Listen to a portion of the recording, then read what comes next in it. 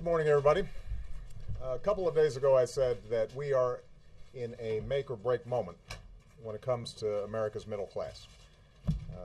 We either have a country where everybody fends for themselves, or we create a country where everybody does their fair share, everybody's got a fair chance, and we ensure that there's fair play out there. Now, to ensure fair play, one of the things that I talked about was the importance of making sure we implement financial reform, Wall Street reform that was passed last year. And a key component of that was making sure that we have a consumer watchdog in place who can police what mortgage brokers and payday lenders and other non-bank financial entities are able to do when it comes to consumers. This is a big deal. About 1 in 5 people use these kinds of mechanisms to finance everything from buying a house to cashing their checks. And we passed a law last year that said we need this consumer watchdog in place to make sure that people aren't taken advantage of. Now, we have nominated somebody, Richard Cordray, former Attorney General and Treasurer of Ohio, who everybody says is highly qualified. The majority of attorney generals, Republican and Democrat from across the country, have said this is somebody who can do the job with integrity, who has a tradition of being a bipartisan individual who looks out for the public interest and is ready to go. And he actually helped set up the Consumer Finance Protection Board. This morning, Senate Republicans blocked his nomination, refusing to let the Senate even go forward with an up or down vote on Mr. Cordray. And this makes absolutely no sense. Consumers across the country understand that part of the reason we got into the financial mess that we did was because regulators were not doing their jobs. People were not paying attention to what was happening in the housing market. People weren't paying attention to who was being taken advantage of. There were folks who were making a lot of money taking advantage of American consumers. This individual's job is to make sure that individual consumers are protected. Everybody from seniors to young people who are looking for student loans to members of our armed services who are probably more vulnerable than just about anybody when it comes to unscrupulous financial practices. There is no reason why Mr. Cordray should not be nominated and should not be confirmed by the Senate and should not be doing his job right away in order to carry out his mandate and his mission. So I just want to send a message to the Senate. We are not giving up on this. We are going to keep on going at it. We are not going to allow politics as usual on Capitol Hill to stand in the way of American consumers being protected by unscrupulous financial operators. And we're going to keep on pushing on this issue. Now, the second thing I want to make clear about is that with respect to the payroll tax, you guys have all seen our countdown clock behind us. This is about doing, making sure that everybody is doing their fair share and that the middle class does not see their taxes go up by $1,000 in 23 days. And we've heard recently some intimations from the Senate Majority Leader and from the Speaker of the House, or the Senate Minority Leader and the Speaker of the House, that they think we should do a payroll tax, but the question is what price will they extract from the President in order to get it done? And I just want to make clear, this is not about me. They shouldn't extend the payroll tax cut for me. They shouldn't extend unemployment insurance for me. This is for 160 million people who in 23 days are going to see their taxes go up if Congress doesn't act. This is for 5 million individuals who are out there looking for a job and can't find a job right now in a tough economy, who could end up not being able to pay their bills or keep their house if Congress doesn't act. So rather than trying to figure out what can they extract politically from me in order to get this thing done, what they need to do is be focused on what's good for the economy, what's good for jobs and what's good for the American people. And I've made very clear, I do not expect Congress to go home unless the payroll tax cut is extended and unless unemployment insurance is extended. It would be wrong for families, but it would also be wrong for the economy as a whole. All right, with that, I'm going to take a couple questions. Ben. Thank you, Mr. President. It's a very busy time. If I may, I'd like to ask you about two other important issues in the news. Republican candidates have taken aim at your approach to foreign policy, particularly the Middle East and Israel, and accused you of appeasement. I wanted to get your reaction to that. And also, I'm wondering if you personally intervened in any way in halting the sale of the morning after pill to those under 17, and whether you think politics trumps science in this case. Ask Osama bin Laden and the 22 out of 30 top al-Qaeda leaders who've been taken off the field whether I engage in appeasement. Or whoever's left out there. Ask them about that. With respect to the Plan B, I did not get involved in the process. This was a decision that was made by Kathleen Sebelius, the Secretary of HHS. I will say this, as the father of two daughters, I think it is important for us to make sure that we apply some common sense to various rules when it comes to over-the-counter medicine.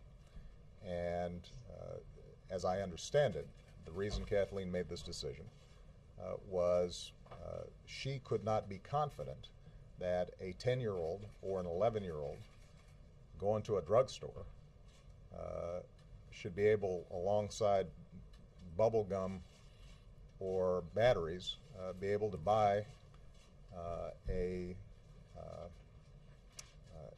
medication that potentially, if not used properly, could end up having an adverse effect. And I think most parents would probably feel the same way. The expectation here is, I think it's very important to understand that for women, for those over 17, this continues to be something that you can go in and purchase from a drugstore. It has been deemed safe by the FDA. Nobody's challenging that. When it comes to 12-year-olds or 13-year-olds, the question is, can we have confidence that they would potentially use Plan B properly?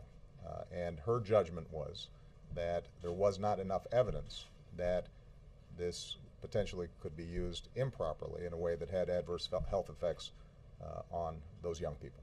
You fully support the decision? I do. Mr. President, is a recess appointment for Richard Cordray on the table, number one? And number two, the Italian Prime Minister, the new Prime Minister, indicated today he may be coming to the White House next month. Do you think he and other European leaders are stepping up in the way you've urged them to sort of clear up the debt crisis? I will not take any options off the table when it comes to getting Richard Cordray in as director of the Consumer Finance Protection Board. And I want to repeat what I said earlier. This is a law that was passed by Congress, that I signed into law, that is designed solely to protect American consumers. I don't think there's any consumer out there, I don't think there's any American out there who thinks that the reason we got into the big financial mess that we did was because of too much regulation of Wall Street or the financial services industry. I take it back. I'm sure there are some folks in the financial service industry who make that argument, although I'm not sure that they make it with a straight face. Let's just take a very specific example. All the families out there who have now lost their home after having paid their mortgage over and over again because they were told that they could afford this home. They didn't understand all the documentation that was involved. This was peddled deliberately to them, even though a mortgage broker might have known that there was no way that they could keep up with these payments. And now they're out on the street because nobody was making sure that there's fair play and fair dealing in the mortgage industry. Now, why wouldn't we want to have somebody just to make sure that people are being treated fairly. Especially when not only is that family affected, but our whole economy is affected. This is part of what I was talking about a couple of days ago. We have a Congress right now, Republicans in Congress right now, who seem to have entirely forgotten how we got into this mess. And part of the reason was because we did not empower our regulators to make sure that they were ensuring fair play. That's what the Consumer Finance Protection Board is designed to do. Yeah, we had Holly Petraeus, wife of General Petraeus, who's been working to make sure that our armed services personnel aren't taken advantage of. They get transferred to a base, and next thing they know, they're taking out loans that they think are a good deal, but it turns out that they're paying 100, 150, 200% interest rates. Why wouldn't we want somebody in place to make sure that doesn't happen? It doesn't make any sense. So the bottom line is, you asked about the recess appointment. We're going to look at all our options. My hope and expectation is that the Republicans who block this nomination come to their senses. And I know that some of them have made an argument, well, we just want to sort of make some modifications in the law. Well, they're free to introduce a bill and get that passed. But part of what's happened over on Capitol Hill, not just on this issue, but on every issue, is they will hold up nominations. Well-qualified judges aren't getting a vote. I've got assistant secretaries to the Treasury who get held up for no reason, just because they're trying to see if they can use that to reverse some sort of law that's already been passed. And that's part of what gets the American people so frustrated, because they don't feel like this thing is on the level. European debt crisis, do you have any sense? On the European debt crisis. I am obviously very concerned about what's happening in Europe. I've expressed those concerns repeatedly to President Sarkozy, Chancellor Merkel, all the key leaders involved. I think they now recognize the urgency of doing something serious and bold. The question is whether they can muster the political will to get it done. Look, Europe is wealthy enough that there's no reason why they can't solve this problem. It's not as if we're talking about some impoverished country that doesn't have any resources and is being buffeted by the world markets, and they need to come hand in hand and get help. This is Europe with some of the wealthiest countries on earth, collectively one of the largest markets on earth, if not the largest. And so if they muster the political will, they have the capacity to settle markets down, make sure that they are acting responsibly, and that governments like Italy are able to finance their debt. And I think that Chancellor Merkel has made some progress with other European leaders in trying to move towards a fiscal compact where everybody's playing by the same rules and nobody's acting irresponsibly. I think that's all for the good, but there's a short-term crisis that has to be resolved to make sure that markets have confidence that Europe stands behind the euro. And we're going to do everything we can to push them in a good direction on this, because it has a huge impact on what happens here in the United States. They are our largest trading partner, and we're seeing some positive signs in our economy. But if we see Europe tank, that obviously could have a big impact on our ability to generate the jobs that we need here in the United States. I'm going to answer one last question. Kristen. Kristen, Mr. welcome. President, thank you. You just called on Congress not to leave until they resolve this issue over the payroll tax cuts and unemployment insurance benefits. Can you say definitively that you will postpone your own vacation until these two matters are resolved? And also, on Iran, we've heard some sharper language from members of your administration about Iran recently. Are you intentionally trying to ramp up the pressure on Iran, and given that you've stated that no options are off the table, should we take that to mean that you are considering some other options? No options off the table means I'm considering all options. Can you tell us specifically what those options might be? No. But what I can say with respect to Iran, I think it's very important to remember, particularly given some of the political noise out there, that this administration has systematically imposed the toughest sanctions on Iran ever. When we came into office, the world was divided. Iran was unified and moving aggressively on its own agenda. Today, Iran is isolated, and the world is unified and applying the toughest sanctions that Iran's ever experienced, and is having an impact inside of Iran. And that's as a consequence of the extraordinary work that's been done by our national security team. Now, Iran understands that they have a choice. They can break that isolation by acting responsibly and forswearing the development of nuclear weapons, which would still allow them to pursue peaceful nuclear power like every other country that's a member of the Non-Proliferation Treaty, or they can continue to operate in a fashion that isolates them from the entire world. And if they are pursuing nuclear weapons, then I have said very clearly that is contrary to the national security interests of the United States. It's contrary to the national security interests of our allies, including Israel. And we are going to work with the world community to prevent that.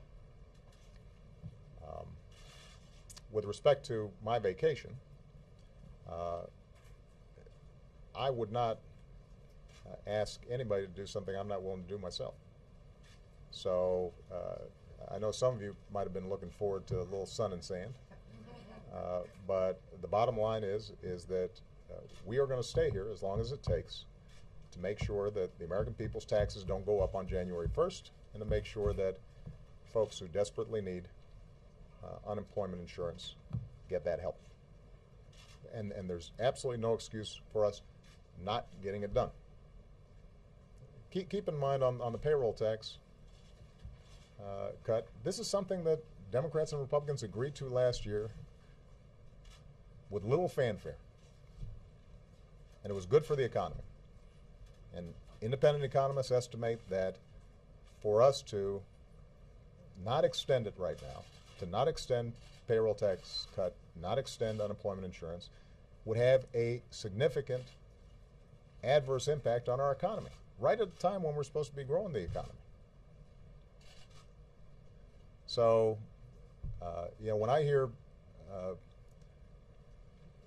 the Speaker or the Senate Republican leader, wanting to dicker, wanting to see, what can they extract from us in order to get this done, my response to them is, just do the right thing. Focus on the American people. Focus on the economy right now. I know the suggestion right now is that somehow, this Keystone issue will create jobs. That's being determined by the State Department right now, and there is a process. But here's what I know. However many jobs might be generated by a Keystone pipeline, there are going to be a lot fewer than the jobs that are created by extending the payroll tax cut and extending unemployment insurance. Get it done. And if not, maybe we'll have a white Christmas here in Washington. And I look forward to spending a lot of time with you guys between now and the new year. All right? Thank you, guys.